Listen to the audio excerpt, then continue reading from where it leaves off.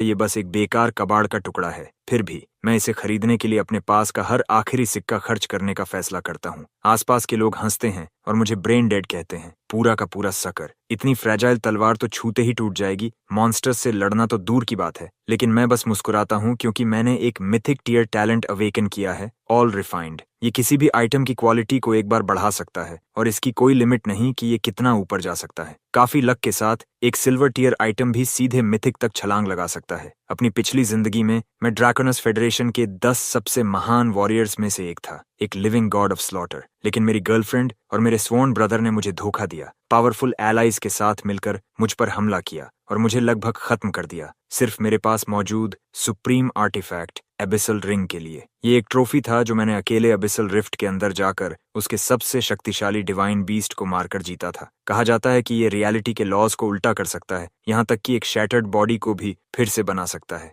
मौत के किनारे पर रिग्रेट और हेट्रेड मेरे अंदर बराबर मात्रा में उभरते हैं। अगर मुझे कभी एक और जिंदगी मिली तो मैं तुम सबको चीर कर रख दूंगा। जब मैं दोबारा अपनी आंखें खोलता हूँ तो खुद को फिर से 18 साल की उम्र में पाता हूँ। अवेकनिंग सेरेमोनी के दिन मेरी इंडेक्स फिंगर पर एक पिच ब्लैक रिंग है। उस पर बने एंशिएंट डिवाइन मार्किंग्स पहले ही फीके पड़ चुके हैं। एबिसल रिंग ने सच में समय के बहाव को उलट दिया है। मैं अपने अंदर उठ रहे विचारों के तूफान को दबाता हूँ। इस दूसरी जिंदगी में मैं हर रिग्रेट को बदल दूंगा और डैनियल और एग्निया अपनी जान से इसकी कीमत चुकाएंगे। होस्ट का किलिंग इंटेंट क्रिटिकल थ्रेशोल्ड तक पहुंच गया है। God slayer class system bind हो रहा है। Binding complete. 1 initial spin awarded. Use now. अगले ही पल मेरे दिमाग में एक स्पिनिंग व्हील उभरता है जिसमें लाखों छोटे चमकते स्लॉट्स हैं। सिर्फ एक सोच के साथ मैं इसे स्पिन करने का आदेश देता हूँ। नीडल तेजी से घूमती है और आखिर में एक गोल्डन स्लॉट पर रुकती है। कंग्रेचुलेशंस होस्ट, आपने मिथिक टैलेंट प्राप्त किया है, ऑल रिफाइंड। डंजन के अंदर मिलने वाला कोई भी लूट क्वालिटी में अपग्रेड किया जा सकता है। हर आइटम को सीधे या इनडायरेक्टली सिर्फ एक बार रिफाइन किया जा सकता है।